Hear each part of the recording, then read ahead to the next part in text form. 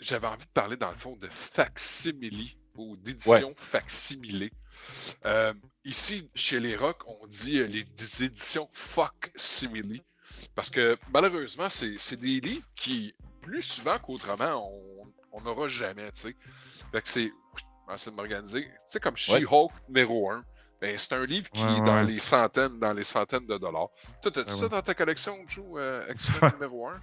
Non. Non, Il y en a 3 signés, tu sais. Ouais. Ça, moi, je n'ai 4. Ah, ok. Ouais, Tu flex à soir. Ben là, tu me fais chier. Il monte ses comics comme ça, tu sais. Là, tu sais.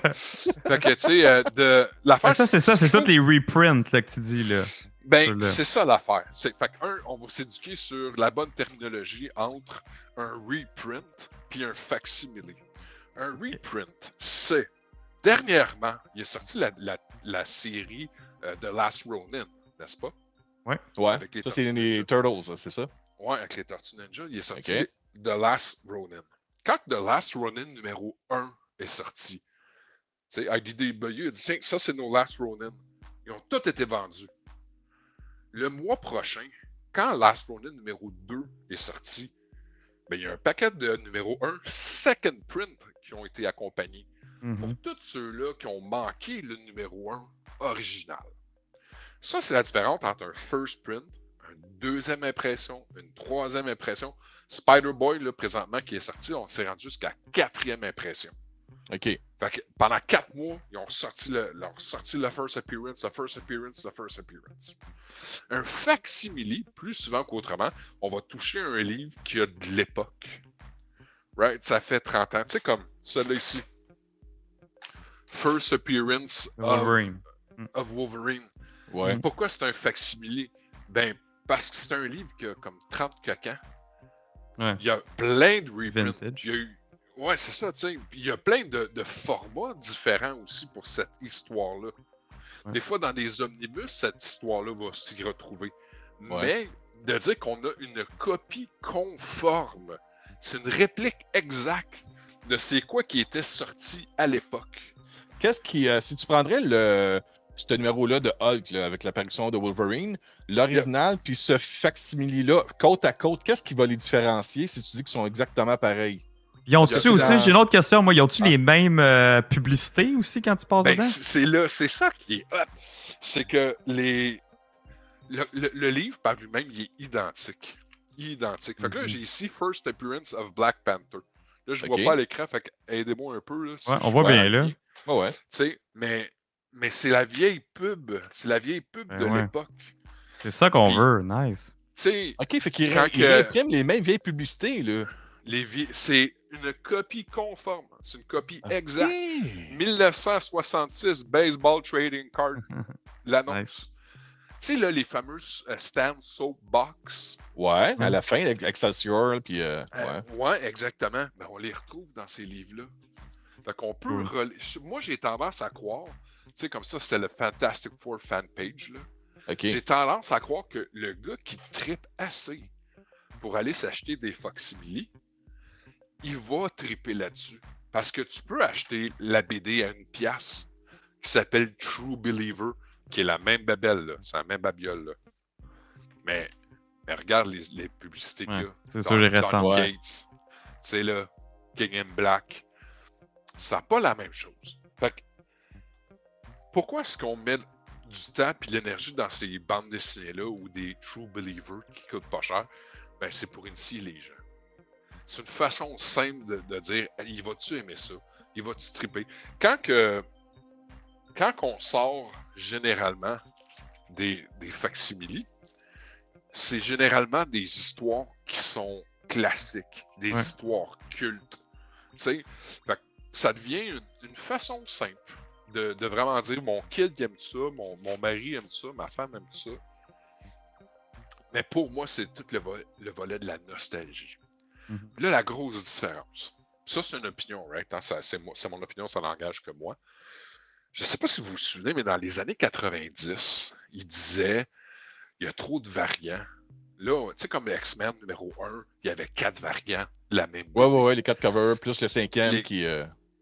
Ouais, puis là, mais dépendamment, t'es quel editor, comme Image. Steam, il y en avait là, du variant cover. Marvel, il y en avait du mais la business n'était pas la même. Toi, tu parles quand il y a eu les Gatefold cover, Tu connais Les une histoire? couvertures.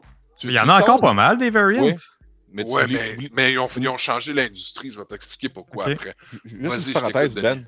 À un moment donné, j'écoutais beaucoup Collider Heroes, peut-être que vous connaissez ça. Ouais, puis il y avait avec John Schnapp, puis John Campia, puis sa gang-là. Puis à un moment donné, il y avait eu Rob Liefeld qui était invité. Qui lui-même avait expliqué ce qui s'était passé avec justement tous ces multi-covers différents-là. Puis il l'a dit directement dans l'entrevue. C'est un gars de Québécois à Montréal qui a été les voir puis qui les a poussés à offrir tous ces produits-là. C'est vraiment de quoi? Tout ce maudit problème-là de multi-cover, ça vient de Montréal. Wow. C'est juste un petit point bizarre là, dans l'histoire des BD américaines. Ouais, c'est ça. Ben, si c'est ça, mais ce que ça l'a généré, ce que ça l'a engendré, c'est plein d'entreprises qui vendaient des variantes cover, des couvertures qui ne sont pas les mêmes, mais à l'intérieur, c'est la même BD. On s'entend, on parle pour les gens qui connaissent moins ça. L'intérieur, l'histoire, c'est la même chose. C'est le devant qui change. À l'époque, le facteur 1 sur 25, 1 sur 10, 1 sur 15, 1 sur 50, 1 sur 500, ça n'existait pas. C'était ça, c'est les couvertures. Let's go. On publie, on vend en masse, on vend, ça va sortir.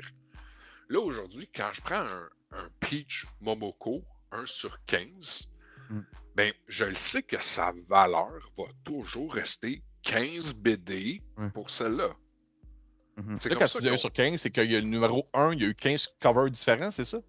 Non, ça veut dire que le magasin, le commerçant, pour réussir, ça c'est la bande dessinée normale, right? C'est la couverture, mettons, qui est standard. Si je veux avoir celle-là qui est différente, il y en a commandé 15. J'en achète 15 comme ça pour avoir elle. Il faut que j'en achète 25 comme ça pour avoir l'autre qu'il y a là. Il faut que j'en achète 50 pour le 1 sur 50. J'en achète 100 pour le 1 sur 100. Ça crée un effet de rareté pour ces numéros-là qui sont des variants qui ont dû être achetés à multiples copies pour avoir ces éditions-là. Comme là, moi, j'en ai justement de Venom. C'est ça, c'est une de 10, dans le fond, que j'ai en ce moment. Là. C'est une de 10, puis c'est une série, puis là, ça va même faire une murale là, si j'y mets tout un à côté de l'autre. C'est du Death of Venomverse. Exact, c'est celle-là. Ouais, c'est ça. Fait que, tu vois, le fait que ça là, c'est un 1 sur 10, mais ça fait que plus tard, toi, quand tu vas revendre, ou tu vas vouloir comme aller chercher ton équité, elle va conserver sa valeur versus à l'époque où est-ce que tu as plein de bandes dessinées différentes, ils ont toutes des couvertures différentes, mais c'est la même chose. Et ça a été imprimé en même temps. Ils n'ont pas respecté de ratio. Fait que pour le collectionneur aujourd'hui, le fait de dire, OK, j'achète mon facsimile parce que je veux avoir le autre numéro. Il n'y en aura pas d'autre, là. Tu comprends? Il y a des gens présentement, là, ce qu'ils font, c'est qu'ils prennent ces facsimiles-là, ils les envoient ces CGC, ils les reprennent pour du 9.8, mettons, ou 10, là, qui est l'idéal. Puis ça, c'est the next best thing après. Le vrai. Le vrai. Ouais, parce que le vrai, il est comme pas achetable. Fait que là, si quelqu'un veut ça, au moins. Au moins, il y a ça. Il y a ça. Fait que je pense que c'est important de pas. Tu sais, comme la petite vidéo que je t'avais envoyée, là, quand tu vas sur. Jonathan, quand tu vas sur Marvel Unlimited, tu marques facsimile, ils sortent tout. Ce qui est sorti, mettons, depuis 2018. Depuis 2018, là, ils ont recommencé à sortir des facsimiles. Fait que c'est facile à atteindre sur une plateforme digitale, mais ça, ces livres-là, on ne sait pas quand est-ce que ça va venir. Là c'est tendance, c'est courant. Là, on les a. Ça a pris combien d'années avant qu'on les ait? Exact. C'est la nostalgie, comme tu dis, qui fait que c'est arrivé. On est la génération de travailleurs qui ont les moyens de se payer ces bébelles-là présentement. Oui, c'est pour ça que ça existe présentement, parce que nous sommes la masse qui est capable de faire que ça marche. Exact. Fait que ça, c'est facsimilé. C'est ça, ces éditions-là. C'est des éditions qui sont prestigieuses. Puis je sais pas à quel point ça l'a transparu à l'écran, mais là-dedans aussi, ils ont des éditions spéciales. Moi, tu vois, mon Hulk 180. Métallique. Ouais, c'est ça, il est métallique, genre. Vraiment nice. Fait que, tu sais, on n'a pas là ça. Ça a pas été J'ai une question pour Jonathan par rapport à ce que tu montes là. Parce que Jonathan, il sera peut-être pas là souvent. Là, je l'ai juste au-dessus de moi, là, en plus. Là. Jonathan, dans Marvel, là, Tu collectionnes quoi, toi? Les BD, les Bust, les Hot Toys? C'est quoi tu collectionnes? Où Ça devrait tu vois dire, ta c'est passion de qui Marvel? tu collectionnes? Comment c'est qui tu... Ouais, aussi peut-être, là, mais qui tu collectionnes et dans quoi? Ben, c'est ça. Je te dirais, c'est Venom, comme on peut voir. Ouais, ben Et là, c'est t'as pas dans trop tout. éclairé. On voit des silhouettes en Ouais, c'est arrière. ça. Attends, gars, je vais ouvrir la grosse lumière. OK? Ah ouais, on veut voir ça, là. On voit, Hey, des flex, toi ombrages. aussi, là. Ah, c'est le temps, là. Ching! Bon. Nice. Et voilà, c'est beau. C'est de toute beauté, Joe. Fait que quand tu te couches le soir, tu dis We are Venom. Exact. Great. Fait que non, Ok, c'est Venom, ça, c'est ton personnage préféré, c'est ça? Ouais, c'est mon personnage préféré. Fait que tu sais, je collectionne de tout de lui. Tu sais, comme là, au fond, c'est sûr qu'on peut voir des quarter scale, des 6 scale, puis tu sais, des action figures normales. Mais sinon, les BD, je les ai toutes. Les omnibus, je les ai toutes. Les variants, j'essaie de me prendre le plus de variants possible aussi. Fait que, tu sais, c'est ça, je me limite à lui. Parce que si je commençais, mettons, avec Wolverine, Captain America, Spider-Man, ça finirait plus, là. Tu sais, je sais que Ben, lui, il va un peu partout, là. Moi, c'est que j'ai un focus, mais sur un personnage. Sinon, oui, des BD, j'en achète de d'autres personnages, mais ça va être, mettons, des trades, là, comme des Spawn, puis whatever, là, tu sais, des histoires cultes, là, les gros events de Marvel là, que je vais m'acheter. Les 2 films de Venom que tu as vus à date, t'en penses quoi, vite, là? Rapido, là, 1 minute, écris-moi les 2 films, là. Ouais, je peux faire en 30 secondes. J'ai été extrêmement déçu. Ah! C'est même pas un guilty pleasure, ces 2 films-là, pour toi, qui est un fan de Venom? Non. Je te dirais, tu sais, ce que j'aime, par exemple, c'est que mon fils les aime, les films. Okay. Fait que, tu sais, là, c'est correct, là, que c'est comme c'est une introduction aussi pour lui au personnage, parce que moi, je l'ai pas découvert pantoute par des films en live action, là. Je l'ai découvert par les BD puis la série animée de Spider-Man. Ouais. Les jouets. Fait que, tu sais, je trouve ça cool que lui, il le découvre de cette façon-là, mais non, plus que j'y regarde des films. Il te manque quoi, là, pour que ça soit à ton goût, là, les films de Venom? Parce que Ben, moi, je trouve qu'ils ont Venom, ils ont juste pas l'histoire qui va être intéressante. Moi, c'est mon point de vue, là. Mais Venom, ils l'ont, là. Ouais, ils l'ont, oui, puis non, parce qu'il y a de quoi que j'aime pas dans la symbiose du personnage. Quand le symbiote met le costume, dans le fond, là, il prend le contrôle sur Eddie Brock. Normalement, c'est pas ça. Là. C'est Eddie qui a quand même le contrôle. Puis oui, t'as Venom qui est là puis qui parle, mais c'est Eddie quand même qui a full contrôle et non pas l'inverse comme dans le film. Il y a ça que j'aime pas. Il y avait plein d'éléments aussi avec Carnage qui faisaient pas de sens. Puis le fait que c'était pas, ils n'ont pas poussé ça rated R aussi me fait... ça n'a pas eu le même impact que Carnage aurait dû avoir. Là. Fait que, non, il y a bien du monde qui sont fans de Carnage qui ont été déçus de ce qu'ils ont fait avec Carnage dans le deuxième film. Là. Il y avait tellement de belles façons. Il y avait les bons acteurs. Il y avait les acteurs parfaits. Ouais, les acteurs sont là. Ouais. Ça c'est on point, là, mais c'est le storytelling. Là. Exact, le storytelling est décevant. Quand j'explique, moi, à d'autres personnes, qu'est-ce que moi je pense des films de Venom, je me dis, les films ont un succès financier parce qu'ils tiennent...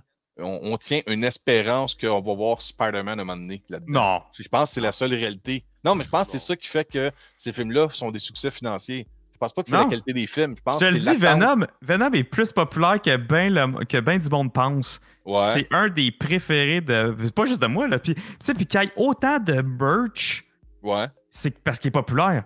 À chaque fois que tu sors de quoi, c'est sold out, c'est vendu. Tu sais, ça fait n'importe quoi, des toutous, des jouets, des pops, du linge. Hey, à chaque fois que je vais au Walmart, t'as du linge de Venom. Tout le temps.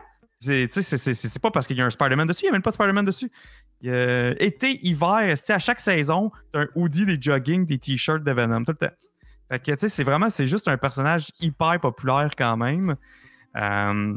Ben non, puis justement, ça fait 30 ans qu'il y a une histoire en solo dans les comic books qui n'est pas nécessairement avec Spider-Man. T'as pas besoin de le mettre Spider-Man là, pour... Non, c'est juste parce qu'il manque juste besoin de mettre son crest. Il manque son crest dans les films. Ouais, il manque son crest vient de Spider-Man d'un sens. C'est un dragon, en passant. C'est même pas une araignée. Dans les BD, il l'explique. Okay. Là, avec ses ailes. Ça fait c'est un dragon, man. C'est même pas une araignée.